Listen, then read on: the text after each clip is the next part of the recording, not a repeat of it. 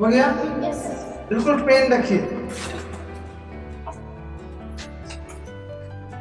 तो आज हम कार्ल मार्क्स के परिचय को बड़ी ही बारीकी से बताएंगे आप लोगों को। हम एक एक करके बताएंगे कार्ल मार्क्स क्या थे नहीं थे।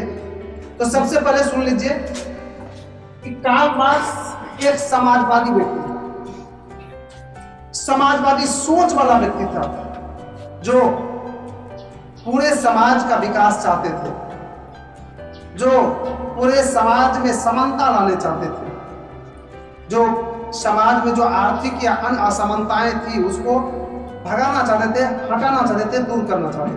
कौन? Karl Marx. और इस महापुरुष का जन्म 5 मई 1818 ईस्वी को जर्मनी के राइन प्रांत के ट्रियर नगर, राइन प्रांत मतलब हो गया राइन प्रांत, राज हो गया क्या? राइन प्रांत के ट्रियर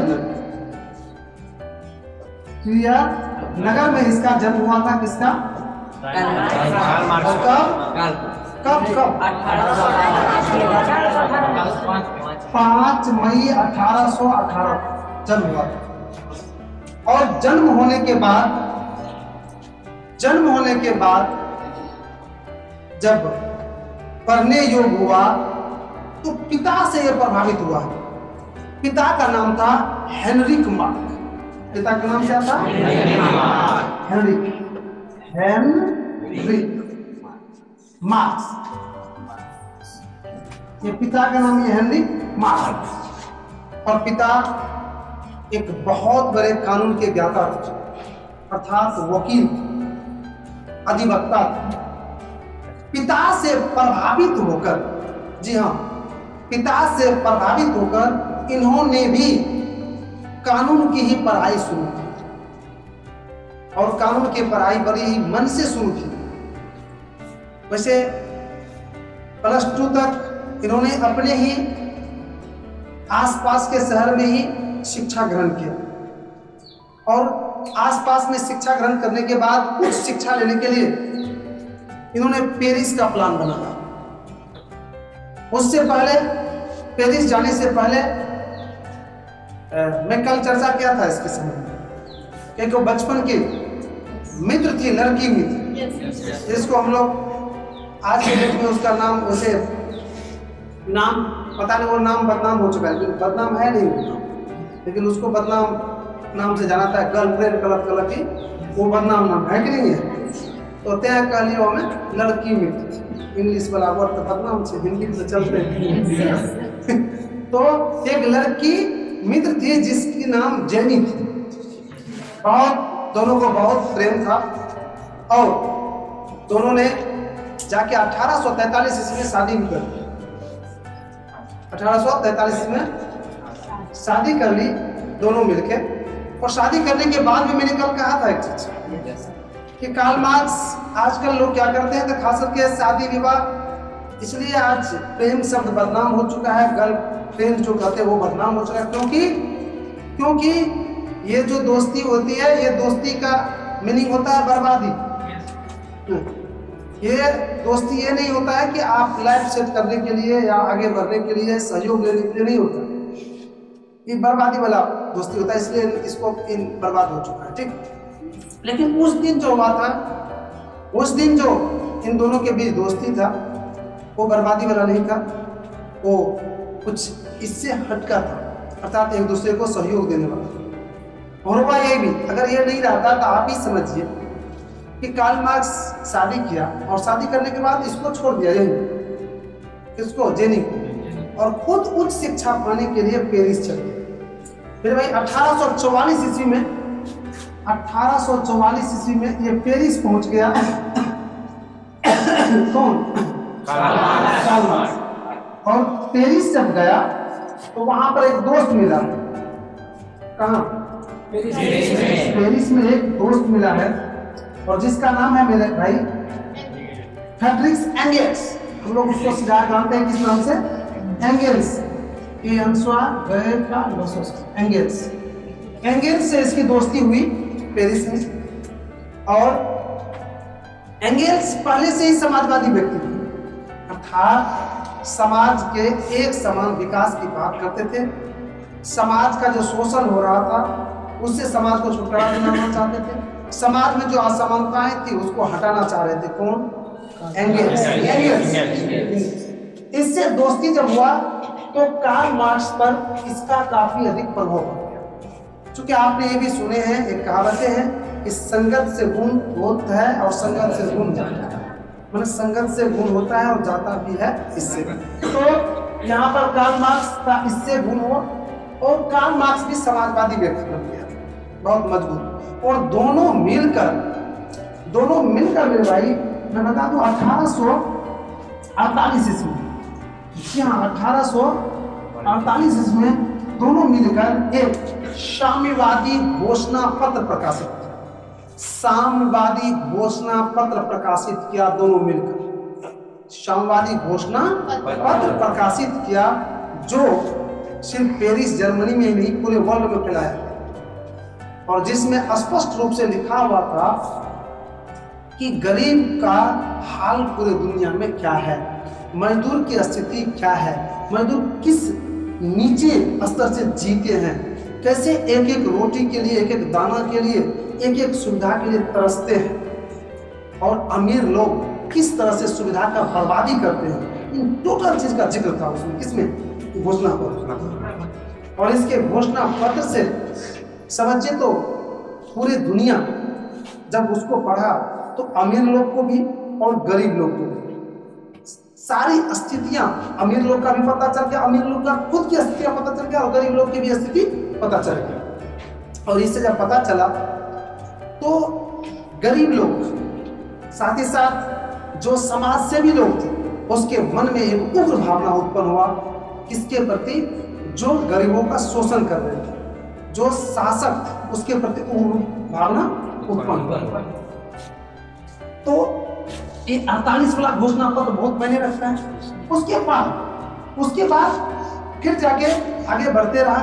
वैसे पूरे जीवन भर इन्होंने समाज सेवा की ही बात किया है, अर्थात समाजवादी भावना को ऊपर उठाने की बात किया। उसके बाद मेरे भाई आगे 1867 ईस्वी एक बहुत बड़ा महत्वपूर्ण काम किया। 1867 ईस्वी में इन्होंने एक बुक लिखा है जिसका नाम है Das Kapital. Das Kapital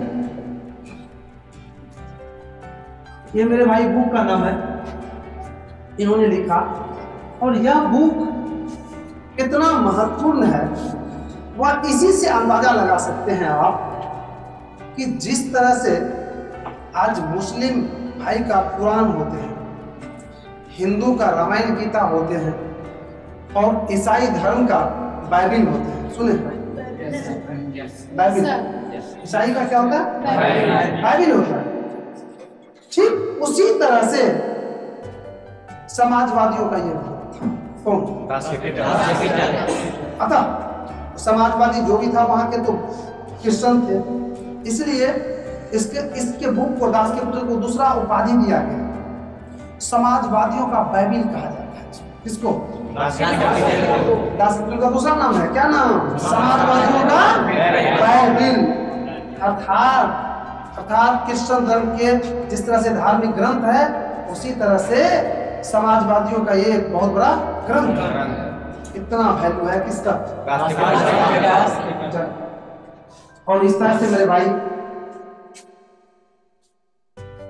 Karl Marx सेवा करते हुए आगे बढ़ते हुए, इस तरह से मेरे भाई कार्ल मार्क्स समाजवादी भावना को बढ़ाते हुए अपने जीवन के एक एक क्षण को उसमें लगाता गया और फिर 1883 ईस्वी में आके अंतिम सांस ले।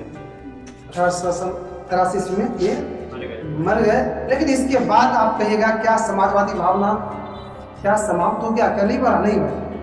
ये मरते वक्त तक समाजवादी को इतना मजबूत कर दिया, इतना चेला इन्होंने इस धरती पर ला दिया कि आज तक समाजवादी आगे बढ़ ही रहा है और आज तो बहुत मजबूत स्थिति में आ गया।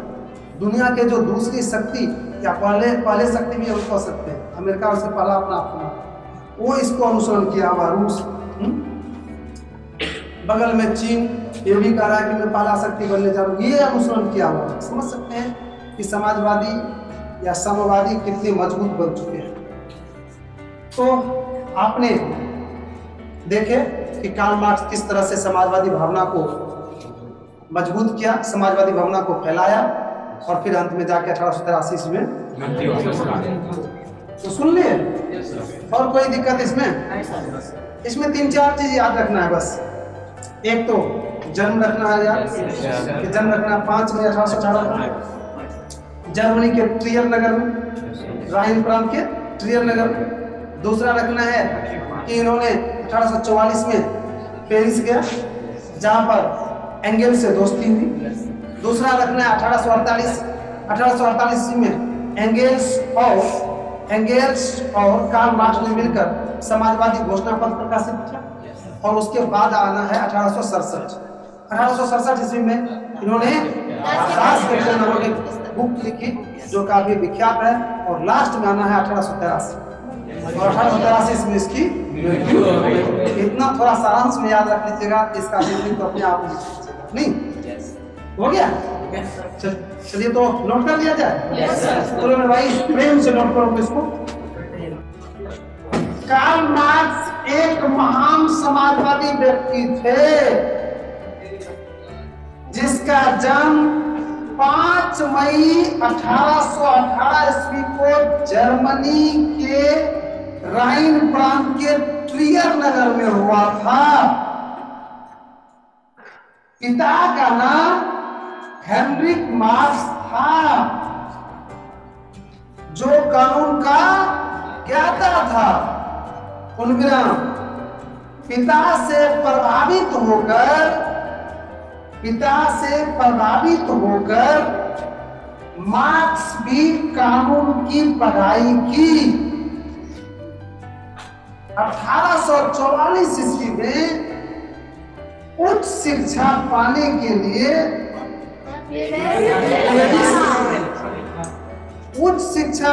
के लिए पेरिस चला गया,